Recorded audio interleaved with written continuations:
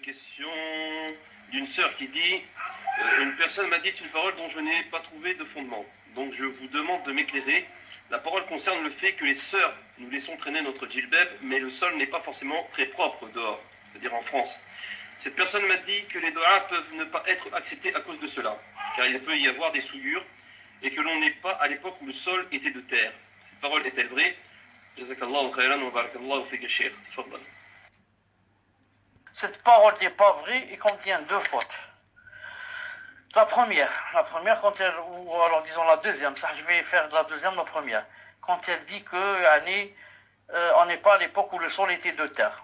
Ce n'est pas une obligation. Ce n'est pas une obligation. Même si la personne n'est pas de terre.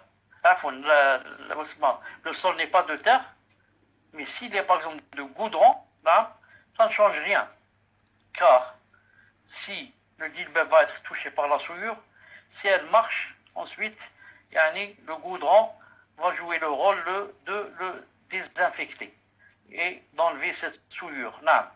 Et ensuite, la souillure, ça ne se trouve pas partout comme ça, à ce point. Et la deuxième des choses, qui est un peu grave, quand elle a dit, il se peut que les doigts ne soient pas acceptés. Ça n'a rien à voir, cette chose, avec les doigts. La personne a fait la sunna, donc je ne vois pas pourquoi son djilbab peut être touché par la souillure ou par autre chose sans faire exprès, et que Allah Ta'ala va la punir en ne pas acceptant ses doigts. Contraire à la charia. Ensuite, ce qu'il faut savoir, c'est que laisser le djilbab traîner comme ça, jusqu'à un demi-mètre ou plus, c'est permis. C'est la permission. Mais c'est pas la sunna. La sunna, c'est juste shibr. Shibr, ça veut dire un doigt, un ompon, après, les chevilles. Ou après, peut-être les pieds. Mais, laisser comme ça un demi-mètre traîner derrière, ça c'est la permission. Or, la sunna, c'est mieux que la permission. Vous savez que la sunna, c'est mieux que la permission. Donc, tfaddal.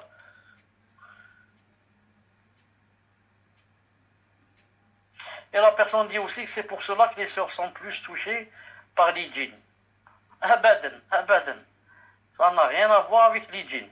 Ça n'a rien à voir avec les djinns.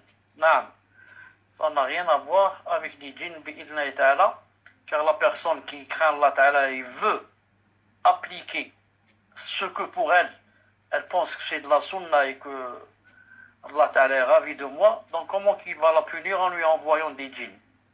La sunna en l'appliquant, Allah Ta'ala fait de sorte d'éloigner de toi les problèmes et les djinns. C'est pas, il les pousse contre toi.